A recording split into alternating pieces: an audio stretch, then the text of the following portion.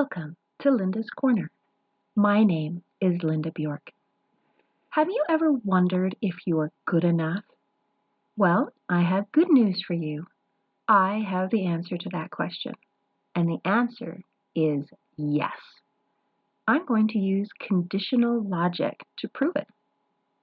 Conditional logic allows you to automatically make a decision about whether or not something is true based on whether or not certain conditions or criteria are met.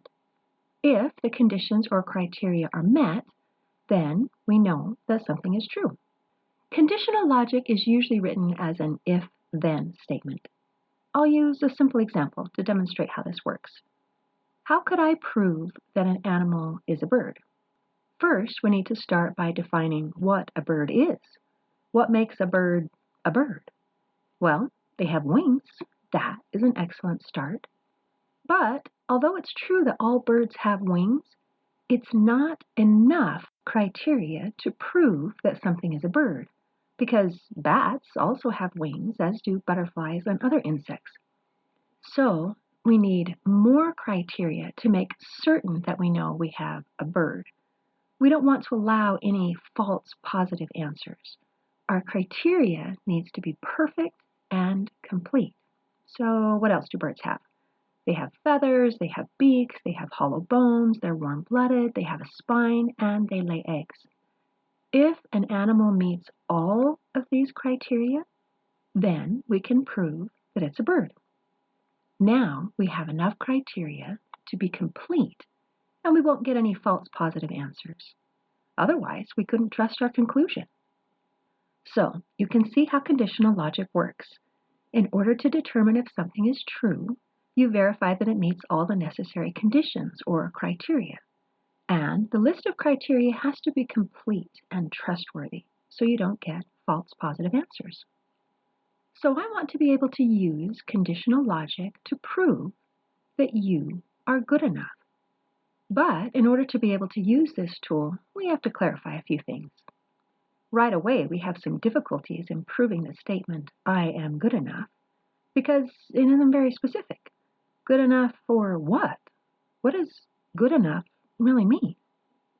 Most people don't really know how to define what they mean. It's just a feeling that they want to be enough. That lack of specificity makes it challenging to come up with a list of criteria that we're supposed to meet. So I'm going to clarify some things that I think it means when we wonder, am I good enough? Researcher Brené Brown spent 6 years of intensive study to find out what makes the difference between those people who are brimming with confidence, happiness, success, love, and belonging, and those who struggle for it.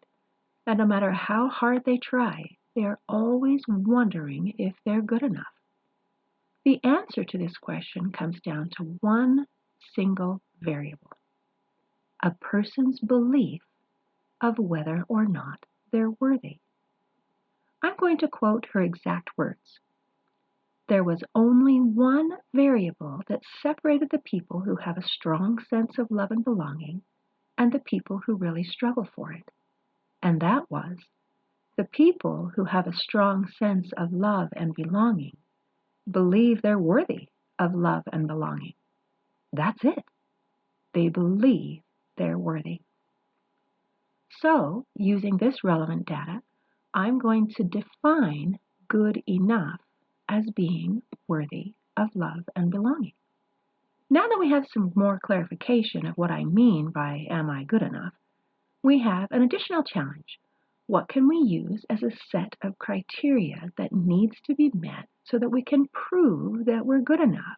What criteria works? People try a lot of different things to meet this criteria. Is it how many friends I have on my Facebook page? Is it how many likes I get on my latest selfie?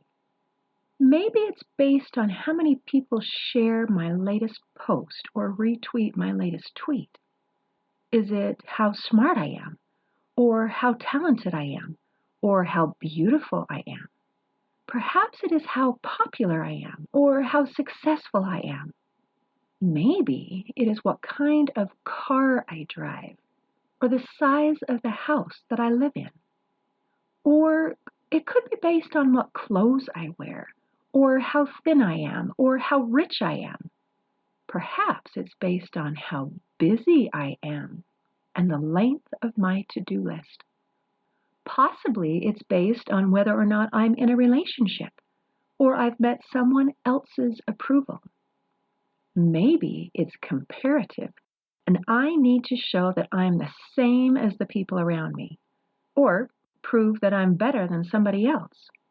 What criteria goes on this list? What set of conditions work? Part of the problem is that people have tried all of these things and they don't seem to satisfy the equation. We have lots of examples of people who have all of these things but still don't feel like they're good enough. For example, it shocks us when some famous celebrity takes their own life. We don't understand how that could happen. They meet all of the criteria that we think is supposed to prove that we're good enough. So why wouldn't they be satisfied and live happily ever after? And if these things that we think should make us feel good enough don't work, then what does? What more do we have to do? This list of criteria seems hard enough. What more do you want from me? What do I have to do in order to be good enough? This question is something that just seems impossible to answer. Well, this is not the first time in history that we have had an impossible question. In the 1600s, in a time that could be considered the pre-dawn of the Enlightenment or Age of Reason, philosophers had another difficult problem to solve. They wanted to know how to prove that we exist. How can we prove that we're not just in some sort of a matrix situation where we think that we exist, but maybe we really don't? What if life is just a dream? What sort of criteria counts? What list can we put in this box that would prove without a doubt that we exist? Philosophers were baffled by this dilemma. At first, they thought maybe they could use the senses to prove that we exist. We can see and hear and taste and touch and smell. But they ended up rejecting that as proof. Because how do we know that we don't just think that we are seeing and hearing and tasting and touching and smelling? How do we prove that we're not just dreaming the whole thing up? One French mathematician and philosopher named René Descartes contemplated about this dilemma a lot. He pondered on the following question: how can I prove that I exist? How can I prove that I don't just think that I exist? Then he had an epiphany. He realized that the answer was actually hidden inside of the question. He realized that he can prove that he exists because he was thinking about proving that he exists. He said, I exist because I think. Or in other words, I think, therefore I am. And recognizing that simple truth made all the difference.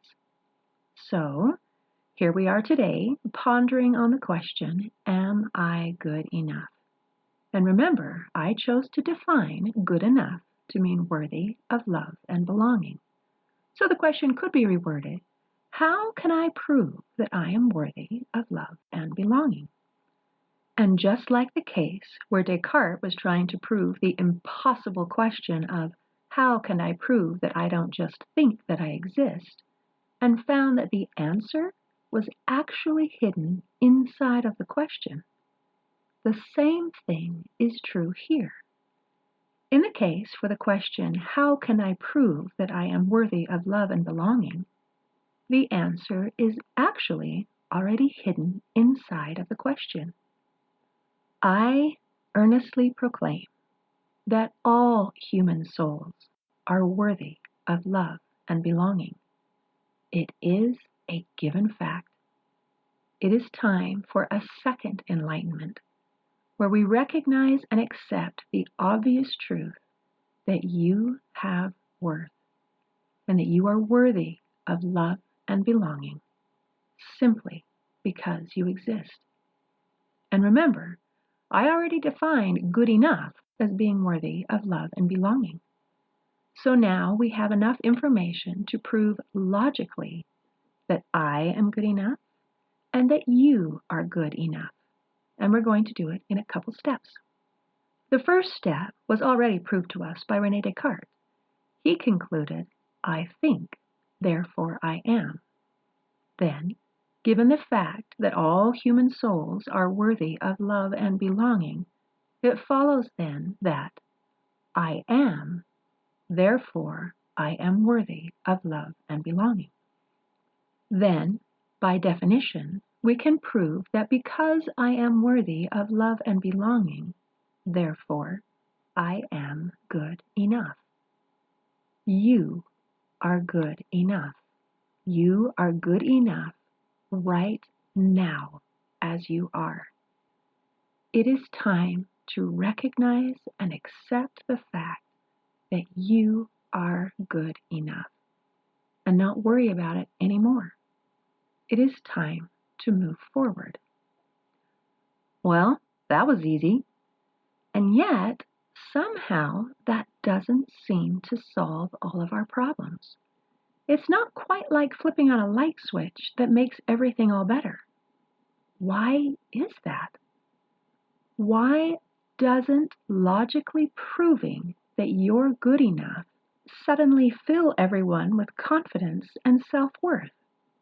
Let's go back to researcher Brené Brown. What was her conclusion again? There was only one variable that separated the people who have a strong sense of love and belonging and the people who struggle for it. And that was the people who have a strong sense of love and belonging believe they're worthy of love and belonging. That's it. They believe they're worthy. So the difference isn't that people are worthy of love and belonging or aren't worthy of love and belonging. The difference is whether or not they believe it.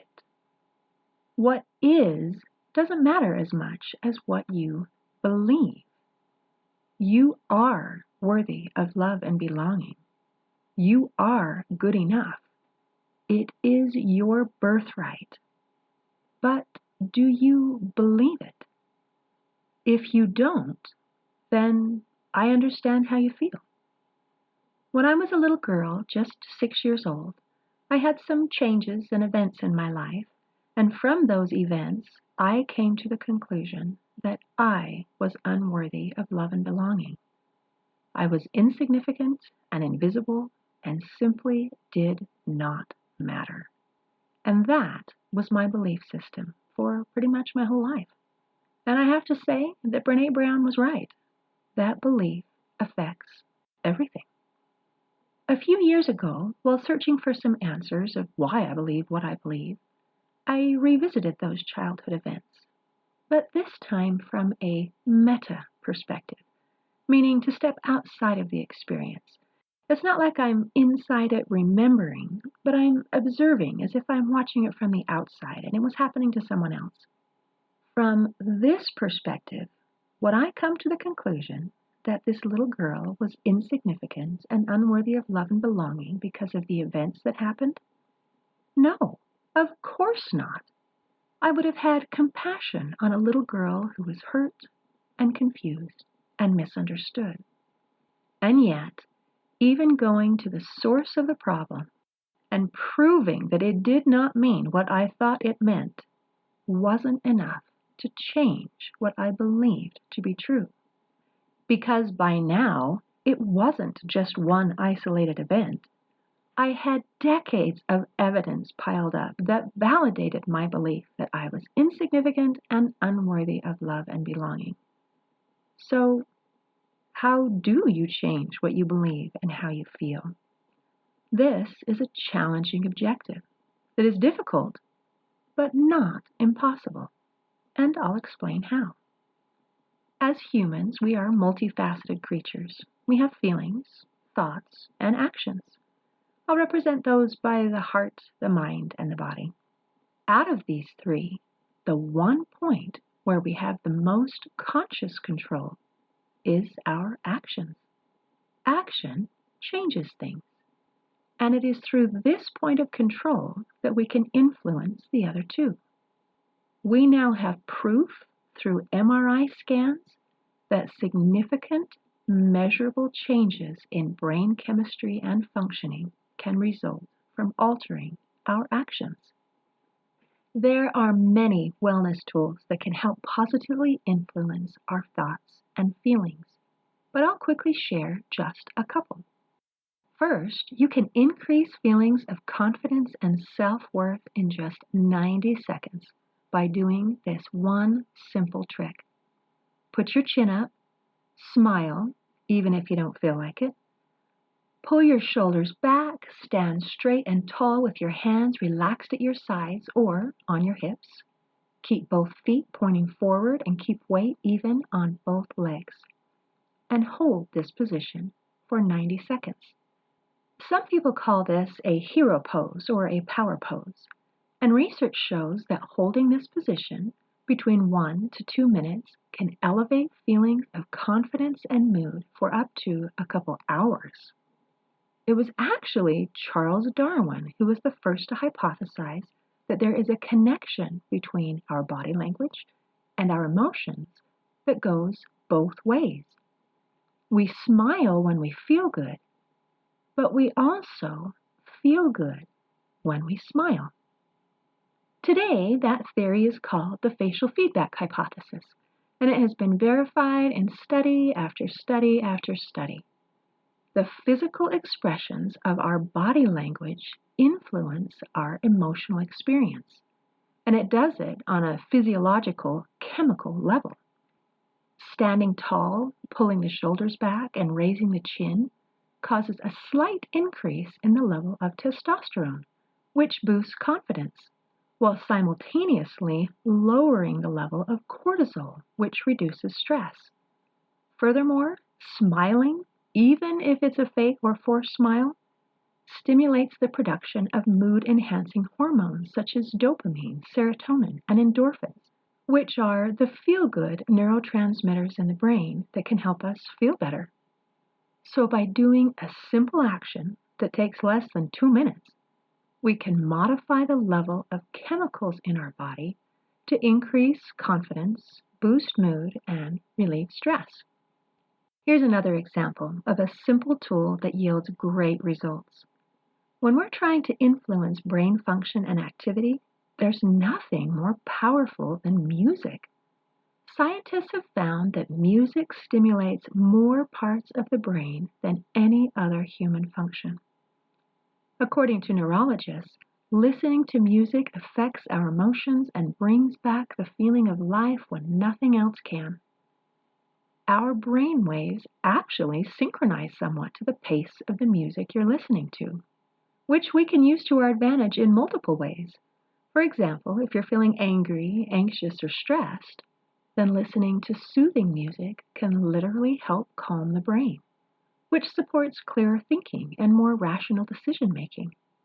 Whereas if you're feeling discouraged and depressed with low energy, then listening to fast-paced, upbeat music with positive lyrics can help move the brain into a more active state, boosting energy and mood. That is why people create playlists for studying or jogging. The right music for the right job really makes a difference, and it does it on a physiological level. While listening to music is an amazingly effective tool on its own, singing along with the music adds a whole new dimension and bumps up the power of healing exponentially. Singing has been scientifically proven to lower stress, relieve anxiety, and elevate endorphins, which make you feel uplifted and happy. It helps relax muscle tension and decreases the levels of stress hormone in the bloodstream. These are just a couple examples of how we can use these simple tools or actions to influence the way that we think and the way that we feel. And they work on a physiological, neurological, and chemical level.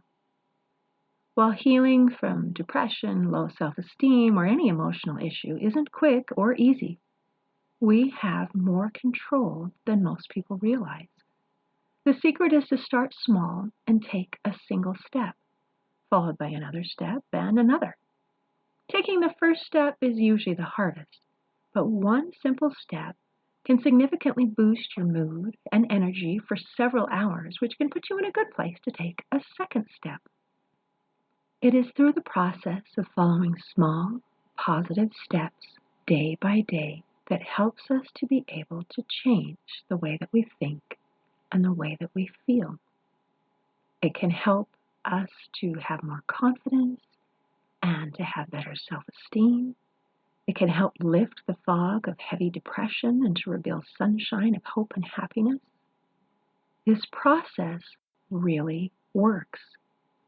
I know because it worked for me. I've already used logic to prove that you are good enough and worthy of love and belonging. I'd also like to help you believe it. There are ways to change the way you think and the way that you feel.